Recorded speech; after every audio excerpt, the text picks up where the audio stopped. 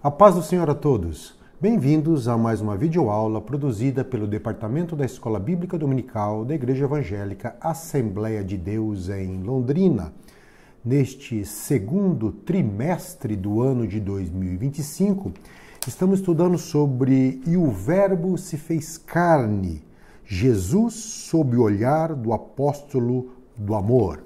E nesta oportunidade, comentaremos a lição de número 4, Jesus, o pão da vida. O texto áureo está em João, no Evangelho de João, capítulo 6, versículo 48. Jesus disse: "Eu sou o pão da vida". A verdade prática diz assim: Jesus é o pão da vida que sacia a fome espiritual de todo ser humano. A leitura bíblica em classe está no Evangelho de João, no capítulo 6, dos versos 1 a 14. Queridos, nós temos sempre que, ao comentar qualquer passagem do Evangelho de João, sempre nos lembrarmos do contexto em que este Evangelho está inserido. Este Evangelho foi o último a ser escrito. Muito provavelmente, e não há muitas dúvidas em relação a isso, foi o discípulo do amor, João, embora não tenha o nome dele declarado como autor, mas todas as evidências externas e internas apontam para João, o apóstolo de Jesus, o irmão de Tiago, né, os filhos de Zebedeu, que Jesus chamou de filhos do trovão. Bom, João já era aqui de idade avançada, ao que tudo indica. Esse evangelho foi escrito por volta do ano 90 depois de Cristo. Todos os outros apóstolos já haviam partido, falecido, todos eles martirizados por causa do evangelho de Cristo, nas perseguições que havia à igreja cristã no primeiro século. E aqui João é o último remanescente daquela série de apóstolos que viram Jesus, seguiram Jesus, testemunharam de todo o ministério de Jesus, a sua morte e a sua ressurreição. Três evangelhos já circulavam na igreja, o de Marcos, o de Mateus, de Lucas.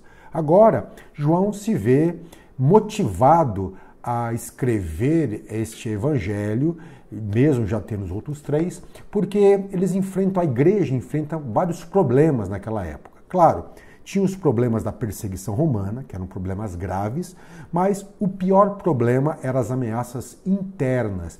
Já havia falsas doutrinas circulando dentro da igreja, distorcendo a mensagem do evangelho, uma mistura com a filosofia grega, e ali um proto-gnosticismo já surgia no ambiente da igreja, negando que Cristo veio em carne, ou em dúvidas se Jesus Cristo era realmente divino ou filho de Deus. Então João, ele escreve esse evangelho justamente com esse intuito de mostrar para uma igreja que já era predominantemente gentílica, que já havia superado os muros de Jerusalém, da Palestina, que já havia se espalhado pelo Império, né, e que atingiu povos de uma cultura helênica, cultura greco-romana, e agora, enfrentando esses desafios, João é inspirado pelo Espírito Santo para defender, por meio do Evangelho,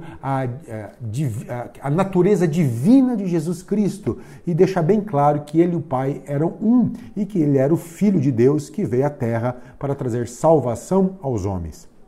Tanto é que João, no seu Evangelho, ele traz apenas 7 milagres. Esses milagres, além, claro, de revelar o poder de Jesus, eles têm aí o objetivo de mostrar um contexto amplo, o contexto desse milagre e as lições que estes milagres deixaram juntamente com o ensino de Jesus Cristo, dentro da proposta de mostrar que Jesus Cristo era o Filho de Deus e que precisávamos crer nele para ter salvação, para encontrarmos o perdão de Deus. E aqui nessa passagem de João 6, é mais um desses milagres sendo relatados, que é o milagre da multiplicação dos pães e peixes. Muito interessante notar que neste milagre da multiplicação dos pães e peixes chamou tanto a atenção dos discípulos, impactou tanto a vida deles, este evento, que este milagre é narrado nos 4 evangelhos. É o único milagre que você encontra narrado nos 4 evangelhos. E isso nos revela algo importante. Toda passagem que é encontrada simultaneamente nos 4 evangelhos deve chamar a nossa atenção, porque há lições preciosas para nós. Veja, primeiramente, como eu disse, o Evangelho de João foi escrito para nos revelar que Jesus Cristo era o Filho de Deus, o prometido, o Messias, e que ele e o Pai eram um, ele é o Verbo encarnado. Então, cada milagre também tem as suas lições. E aqui, neste milagre da multiplicação de pães e peixes, também nos deixa uma grande lição. Veja bem, João 20, 30 e 31, João fala assim: Jesus realizou muitos outros milagres e sinais miraculosos na presença dos seus discípulos, que não estão registrados nesse livro. João fala que muitos outros milagres foram feitos por Jesus, mas estes que foram escritos são escritos para que vocês creiam que Jesus Cristo, o Filho de Deus, é o Cristo, o Filho de Deus, e crendo nele, tenham vida em seu nome. Então, este milagre da multiplicação de pães e peixes, nós encontramos também em Mateus 14, 13 e 21, Marcos 6, 32 e 44 e Lucas 9, 10 a 17. E convenhamos, queridos, de qualquer ângulo que você estude essas passagens, nós ficamos impressionados com o poder, com a autoridade do nome de Jesus. E aqui temos alguns pontos que precisam ser discutidos. Milagre, o que é o milagre? Milagre é uma intervenção na ordem natural das coisas ou no fluxo normal dos acontecimentos. Trata-se de um evento extraordinário que não pode ser explicado, seja pela ciência, seja pelo intelecto humano. É uma ação sobrenatural que desafia a lógica e que quebra, por um momento, as leis naturais que regem o mundo. Algo que não era para ser, se torna. Algo que não era para acontecer, acontece. Algo que era impossível do ponto de vista humano, se realiza. Não pela força e capacidade humana, mas por atuação de algo ou alguém sobre-humano, além de nós, além da matéria.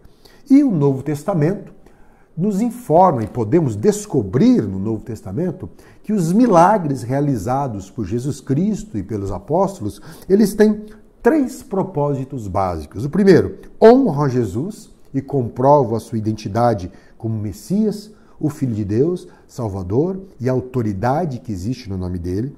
Eles expressam o caráter de Jesus, o seu amor, a sua misericórdia, a sua compaixão. Este milagre da multiplicação mostra que Jesus se importa com as pessoas, inclusive se importa com as suas necessidades físicas, com as suas necessidades alimentares. Ele se importa com isso. E também revela uma oportunidade de salvação, demonstrando a mensagem de que o reino de Deus chegou e para entrarmos nele é necessário um novo nascimento, um arrependimento dos nossos pecados e uma conversão a Jesus Cristo como nosso Senhor e Salvador. O milagre também, e principalmente este que foi lido em Mateus 6, a multiplicação de pães e peixes, também nos mostra algo importante, a limitação dos discípulos. Jesus faz um desafio para os discípulos ao ver a multidão. Olha, dá-lhes voz de comer. Mas então, Filipe respondeu, nem com 200 dinheiros nós conseguiríamos ter pão suficiente para esta multidão. Vejam bem, queridos, Jesus fez um desafio e ali os discípulos ficam estarrecidos, ficam perplexos, a gente não tem condições nenhuma de realizar. Bom, isso é verdade. Nem os discípulos, nem nós temos condições de desenvolvermos o nosso chamado, desenvolvermos o nosso ministério, desenvolvermos a vocação que nos foi dada como pais, como filhos, como pastores, como líderes, como obreiros na casa do Senhor, sem a ajuda de Jesus. Nós dependemos dele. Nós temos uma total dependência do Senhor Jesus Cristo no cumprimento da nossa missão. A igreja depende dele, do poder do Espírito Santo, do nome, na autoridade do nome de Jesus Cristo. Muitas vezes nós buscamos outras formas de poder financeira, econômica, intelectual, nada disso basta. Nós precisamos de uma intervenção divina em nossas vidas para cumprirmos a nossa missão e o nosso propósito. Também nós podemos ver a providência divina atuando em pequenos movimentos de responsabilidade, em pequenos atos de fé que aos olhos dos homens são pequenos, são desprezíveis, mas que instrumentalizados, potencializados pelo nosso Senhor Jesus Cristo, podem alimentar uma multidão. É o que vemos. Ali um rapaz que tem apenas 5 pães de cevada e 2 peixinhos, ele apresenta isso, é um ato de fé. O que aquilo representaria diante da multidão? Mas ele apresenta isso, um pequeno movimento de responsabilidade, também assumindo responsabilidade por aquele ambiente onde ele estava, e ali Jesus pegando esse ato de fé, usando esse ato de fé, ele dá graças, reparte, e ali ocorre o milagre em que todos são alimentados a ponto de todos se fartarem e ainda sobejar. Ok? Bom, este é o ponto divino, uma das lições do milagre. Porém, há uma lição posterior ao milagre que é muito importante e que aí ela domina a narrativa do capítulo 6 do Evangelho de João. A reação da multidão.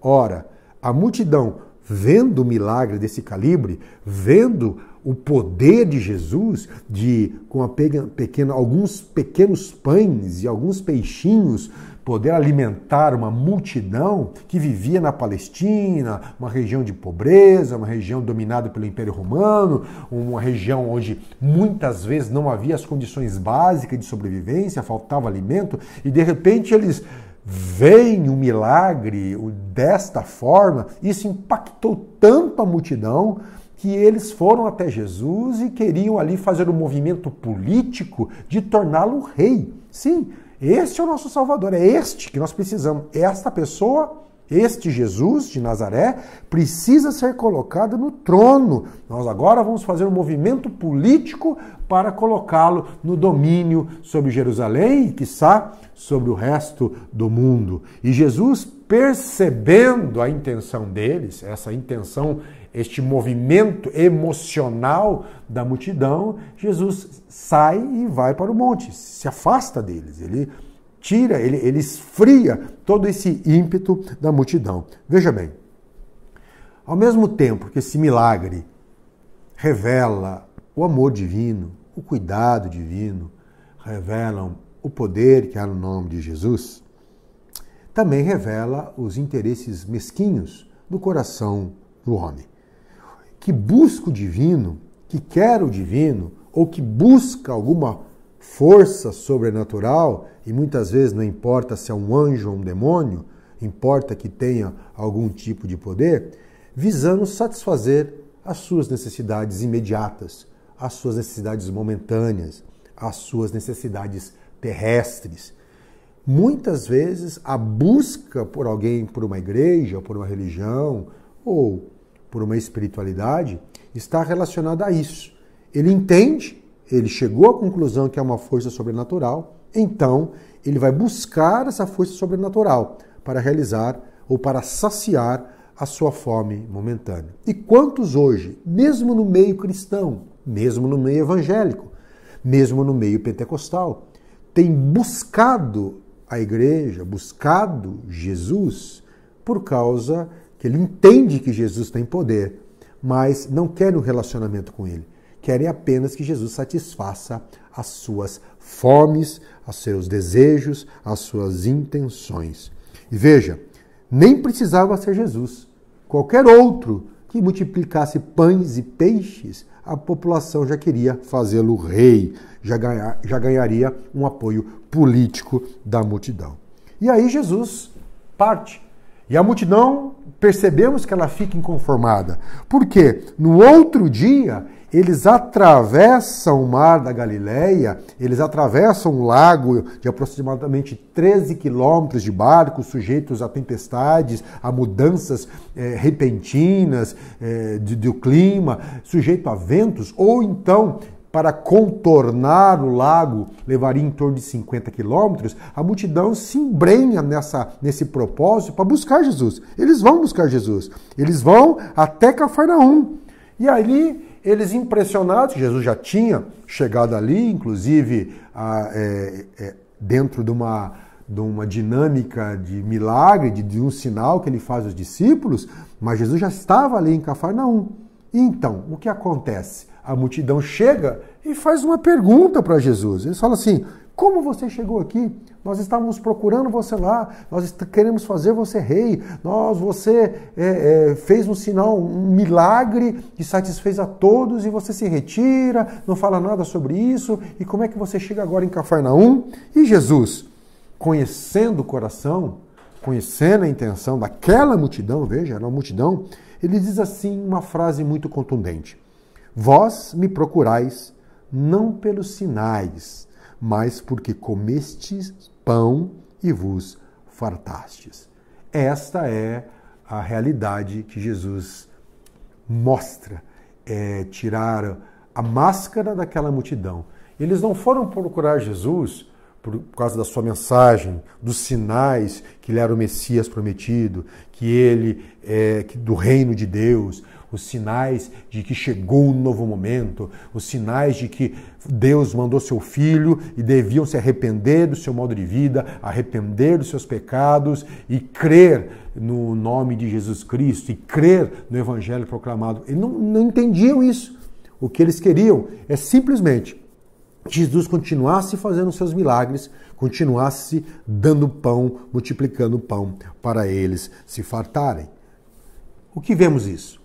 Primeiro, uma lição importantíssima que deve ser discutida com seus alunos. Deus não suborna os seus filhos. Jesus Cristo não compra votos em troca de milagres. É a acusação que Satanás faz lá no livro de Jó, falando: olha, Jó te serve porque vai tudo bem com ele. Toca nele para ver se ele não blasfema de ti. Desde o Antigo Testamento, desde os primórdios, nós já vemos essa acusação. E Jesus, nosso Deus, a história de Jó mostra isso, e Jesus também, na sua declaração, mostra isso. Ele deseja de nós um coração sincero, ele deseja de nós que nós reconheçamos o seu amor, a sua misericórdia e tenhamos um relacionamento pleno com ele. Este suborno é uma prática dos homens, dos governantes desse mundo. É a velha política adotada pelo Império Romano de pão e circo, já conhecida por todos e que se mantém ainda hoje com outros modelos, outra roupagem, mas que continua ainda cativando o coração dos homens, né? Ou também, uma outra estratégia utilizada por esse mundo é criar em você uma expectativa de recompensa pelo apoio ou medo de ser punido por não apoiar. Talvez nós pratiquemos essas mesmas políticas com os nossos filhos, com os nossos liderados, com nossos cônjuges, mas Deus, na sua santidade, não faz isso. Deus não suborna, Deus não compra votos. Tanto é que o próprio Evangelho de João, no capítulo 4, versículo 24, Jesus declara à mulher samaritana: Deus é espírito e importa que os que o adorem em espírito e em verdade. E quantas vezes nós nos comportamos, mesmo sendo cristãos, como esta multidão. Buscamos Jesus com sacrifícios, rituais, orações, penitências, cultos, cânticos. Buscamos Jesus não para termos a sua presença, não para adorá-lo, não para ouvir a sua palavra, não para conhecermos e nos submetermos à sua vontade, não para aprender com ele como viver a vida e tratar as pessoas, não para servi-lo, não para seguir as suas pisadas, mas para que ele satisfaça nossos desejos, nossas carências, nossos interesses, para que nos multiplique o pão. Queremos fazê-lo rei, mas não para que a vontade dele seja feita, para que a nossa vontade seja feita. Queremos fazê-lo rei, para que os nossos planos sejam avalizados e garantidos, para que os nossos inimigos sejam destruídos e para que nunca nos falte nada. É esse o desafio que nós temos na Igreja de Cristo. Então, a pergunta é: por que procuramos Jesus? Porque eu e você procuramos Jesus e buscamos servir a Jesus. O pão aqui está representado é as necessidades imediatas, e Deus sabe disso. Mas o próprio Jesus declara que nem só de pão viverá o homem, mas de toda a palavra que sai da boca de Deus. Há prioridades. Há necessidade de uma cura interior, de uma transformação, de uma mudança de vida, de um desenvolvimento de uma nova vida, um novo nascimento, que vai muito além do que as necessidades físicas. Ele sabe, Deus, o próprio Jesus fala que Deus sabe o que nós precisamos, e Ele sabe dar boas dádivas aos seus filhos. Ele sabe disso. Nós somos muito mais preciosos do que pardais. Porém, há uma mensagem, há uma necessidade que está acima de tudo. E Jesus frustra as expectativas daquele povo. E ele diz uma frase contundente: vocês vieram buscar o pão que eu multipliquei, mas eu vou deixar uma mensagem para vocês. Eu sou o pão da vida. Eu sou aquele que verdadeiramente pode saciar a fome da sua alma, que é muito mais necessária do que a fome do seu estômago. É um grande erro pensarmos que qualquer coisa nessa vida, dinheiro, poder, riqueza, conquistas acadêmicas, conta bancária recheada, ou um casamento de contos de fadas, filhos exemplares, um trabalho perfeito, uma empresa perfeita vai saciar a fome da nossa alma. Mesmo milagres, bênçãos, orações respondidas, vitórias alcançadas, não têm o poder para saciar a fome da nossa alma. Hoje nós ficamos contentes, amanhã já estamos descontentes novamente, buscando um novo pão, buscando uma nova bênção, buscando uma nova realização e nunca nos satisfazemos com nada. Então, a satisfação não está nas bênçãos que recebemos, a satisfação está em conhecermos Jesus Cristo, nos alimentarmos dele, da sua presença, da sua palavra. Nós vemos isso lá em Eclesiastes. O autor de Eclesiastes nos diz que ele alcançou tudo que alguém poderia alcançar. Você pode ler Eclesiastes capítulo 2, dos versículos 4 a 11. Tudo que um homem sonha, tudo que um homem planeja, tudo que um homem deseja, ele teve, ele alcançou, ele conquistou. Porém, depois de tudo isso, ele olhou e viu que era tudo vaidade, aflição de espírito e que nenhum proveito havia debaixo do sol. Como já disse algumas vezes, nada passa pelo crivo dos 90 dias. 90 dias nós já estamos insatisfeitos, buscando novamente algo para saciar a nossa fome. E aí, diante desse discurso de Jesus, que ele era o pão da vida, e ele diz: os vossos pais comeram maná do deserto e morreram. Sim, eles experimentaram o milagre de Deus, fazendo descer o maná do céu. Eles comeram aquilo e sobreviveram e chegaram um momento que morreram. Ou seja, qualquer milagre, por maior que seja, não pode saciar a nossa fome, não pode nos trazer vida e vida eterna. Mas Jesus diz: eu sou o pão da vida. E quem comer de mim, jamais, quem comer deste pão, jamais terá fome. Quem beber desta água, jamais terá sede. E terá a paz que excede todo entendimento. Quando Jesus multiplica os pães e peixes, a multidão queria fazê-lo rei. Porém, quando Jesus quebra a expectativa deles, frustra todo o trabalho, todo o esforço que eles tiveram de encontrar Jesus e declara: eu sou o pão da vida, sou eu que posso satisfazer vocês e trazer a verdadeiro contentamento e satisfação, ocorre algo interessante.